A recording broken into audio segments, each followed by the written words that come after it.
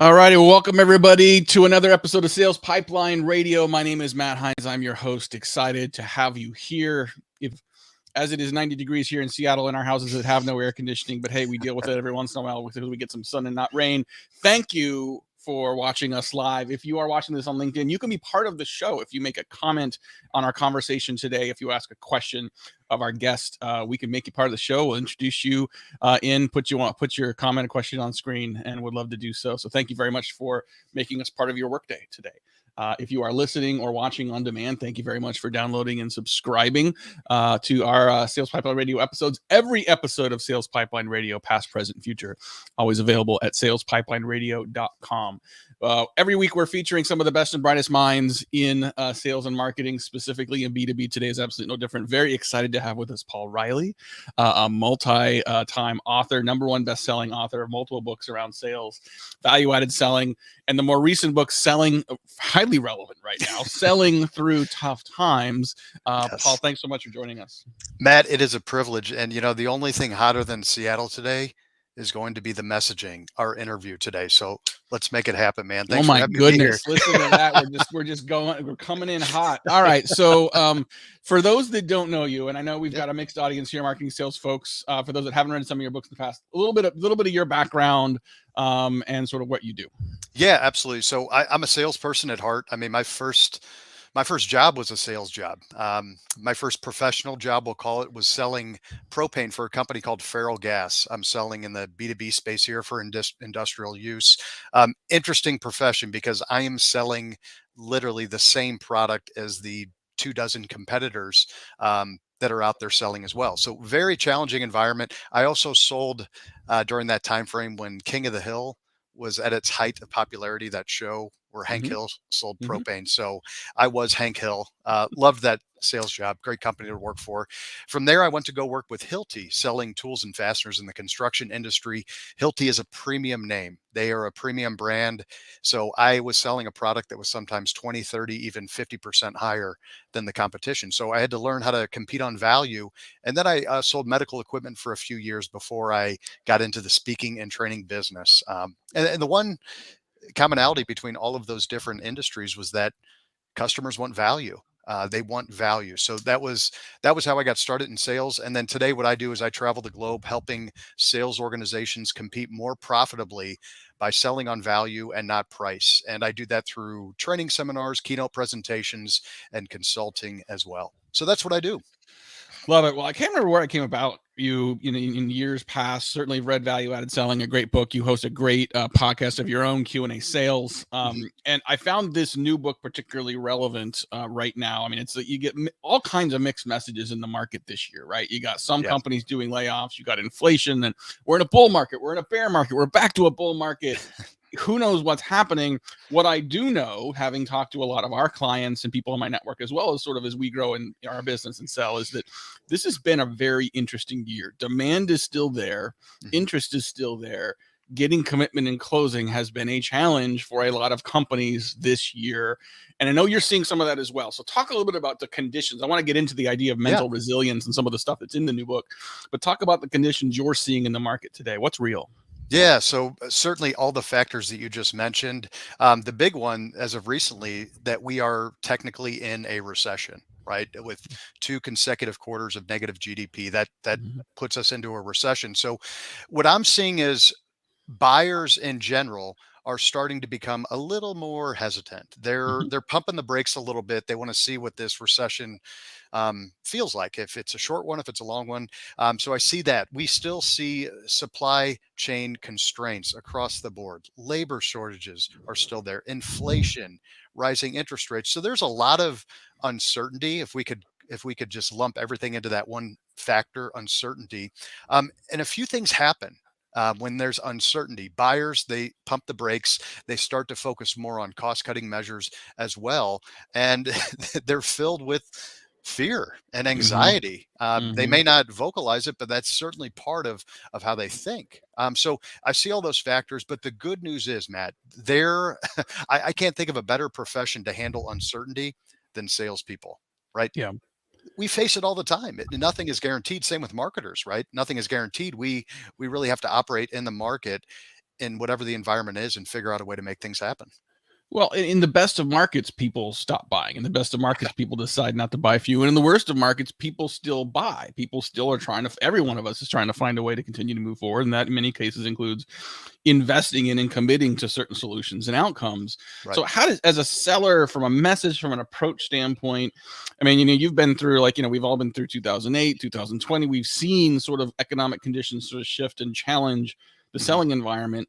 What are things you're seeing successful, resilient sellers do right now? First things first, they mentally prepare themselves every day to go out there and do their best, focus on what they can control. That was one thing that I felt was extremely important in this book, is to highlight the mental aspect of what it means to be in sales. There are plenty of self-help books out there. There are plenty of books out there focusing on resilience, some great books that I absolutely love. But what makes this unique is that it's written from the perspective of a salesperson, right? Mm-hmm. In what we uniquely face. We could do everything right on a sales call and still they don't buy. We have to face that uncertainty every day. And so, in the book, we talk a lot about ways that we can build mental resilience and techniques, and we call it positive mental programming. That's really what it is all about, is programming yourself every single day to go out there, focus on what you can control, focusing more on progress than performance. Right. And I know that is that can be a sticky situation, a tough conversation, especially with sales leaders. But let's face it, during tough times, there's going to be a drop off in business activity. And so during tough times, we need to focus more on the progress that we're making purely than just performance. I'm not saying we throw out performance metrics and all that. No, but we need to focus on just making that progress.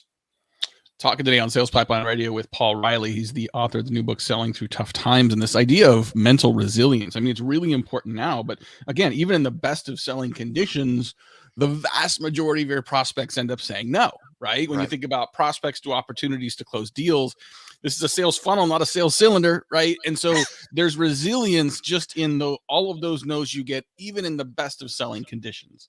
Yes. What are some keys to developing that mental resilience in all economic conditions? Absolutely. So I would say one of the first things we can do, number one, develop a positive first response to adversity. Okay. So Matt, let's think about this. I believe people fall into three categories when it comes to handling adversity, tough moments. You have people that experience them and they push right through them. It doesn't even slow them down. It's almost like they generate more momentum. They love the challenge. Now, on the opposite end of that, you've got people who experience adversity and they quickly give up. I doubt anyone listening to this podcast falls into that category. But here's where most people fall into. It's the third category. They face some adversity. They complain about it. They wallow around in self-pity to various degrees. They get frustrated and they pause. And then they wait it out. And then eventually they push through. And my thought is, okay, if you know you're going to push through eventually, why not do it sooner rather than later? So here's the tip on how you can develop that positive first response. And it's very simple. Start with one day. All right. For one day, track all of the adverse things that have happened to you. All right. Begin tracking them. And as you track them, look at your first response. And it could be something simple like, oh, that customer called me and said they're going in a different direction. Right. That's a tough time right there. How do you respond? Do you spend 5 minutes complaining about it? 20 minutes, whatever it is, track the response. Let's say next thing happens, your shoelace breaks, right? Something stupid, right? But it's adversity. How do you respond? Do you complain about it? Do you feel sorry for yourself? Whatever it is. And what's going to happen as you track your response to adversity, you are going to begin to self-correct. You're going to notice it, how you respond, and you're not going to like the way you respond. So you will naturally change. So that's one thought, right? Developing that positive first response to adversity is key. How you do it is by just tracking your response. Start with a day, then do the next day. Do it for a week. And what you're going to notice over that week is that you become more resilient. You start to bounce back quicker. And these are habits, I mean, that you're building over time, right? I mean, this is in the benefit of doing this, even whether you're in sales or marketing or accounting, is that these, we all face resilience challenges Right. in our work and our life. And so I like the idea of sort of building that muscle and that habit with things that are big and small, because they all matter in terms of how your brain ultimately responds to stimulus and situations around you. Yep, absolutely. And if I could build on that, Matt, just for one more thought, in the book, um, you'll notice I use the phrase "tough times are good" repeatedly. All right, they are good, and they're good because of the positive change that they can generate. Now, part of the message in positive mental programming is a technique we call positive reframing. Every single day, negative things happen. It's just a reality of participating in this world, but you get to choose how you respond. And one of the tools we have, we call it the daily mental flex. It's a collection of 6 exercises to help you develop that mental resilience. And one of the exercises is called positive reframing. Throughout the day or at the end of the day, think of a negative event that has happened, and then what you need to do is ask yourself, okay, what's the positive outcome that could potentially happen as a result of this? What's a good thing that will happen? What's the silver lining on this cloud? And what you end up doing daily as you build that habit, as you mentioned, you train your brain to almost automatically default to the good things that will happen through the negative events. And you think about how much more opportunity you will see as a salesperson, as a marketer, if you choose to view the world in that way. So that positive reframing is critical as we go through tough times. I've got a couple last questions before we wrap up here. One of them, I think I want to encourage everyone, if you're interested in this topic, want to learn more, obviously, I highly recommend the book Selling Through Tough Times. You can find it on Amazon. Check out toughtimer.com, toughtimer.com. You can learn more about the book, get more information from Paul. Could talk a little about the Tough Timer Challenge and this daily Oh, mental yeah. flex challenge you have, because I thought that was really cool. Yeah, absolutely. So we call it the 30-day Tough Timer Challenge. And the goal is to build your mental strength, right? I think the CDC recommends 25 to 30 minutes of physical activity a day to build your physical strength. What if we Mhm. dedicated as much time and effort to building our mental strength? And that's what the Tough Timer Challenge is. It's a collection of 6 exercises, mental exercises that you will do daily. All right, daily for 30 days. All right. And for 30 days, you're going to notice some positive changes in your life. You're going to be more grateful for what you do have. You're going to be able to develop a stronger self-discipline. You're going to be able to continuously improve every single day.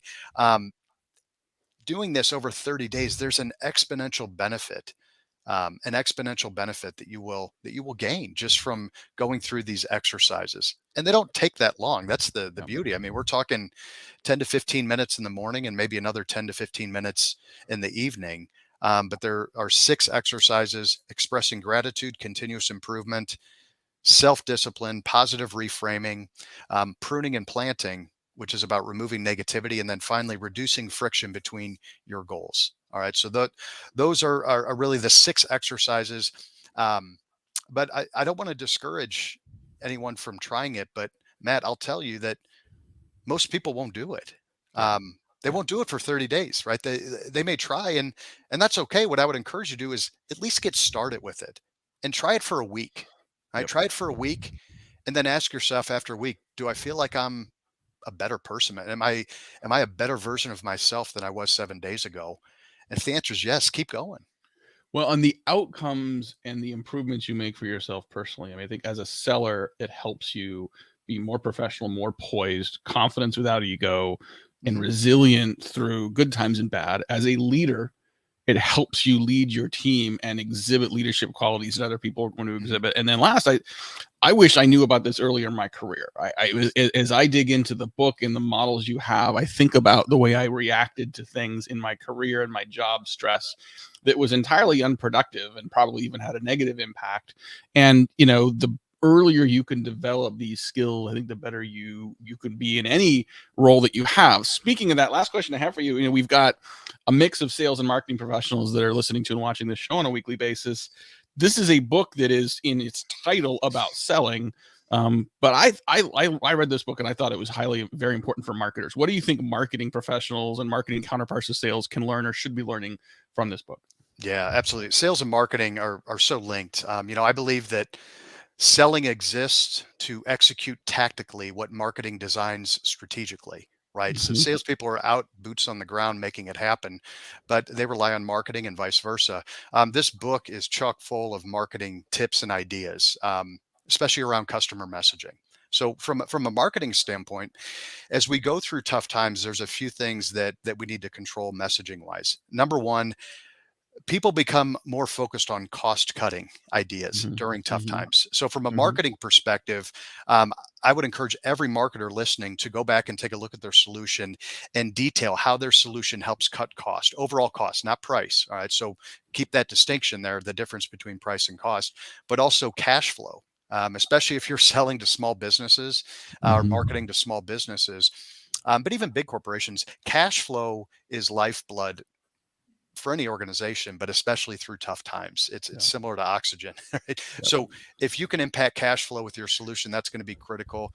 Another piece that becomes so important, and you see a lot of big companies do this in their marketing, um, longevity, certainty, and stability are important in your messaging during tough times. And the reason why companies want to partner with other companies that have been through tough times, that have proven themselves, that have gone through a recession and a depression in certain cases. In a recent uh, sales kickoff meeting, salesperson asked, Paul, do our customers really care that we've been around for 100 plus years?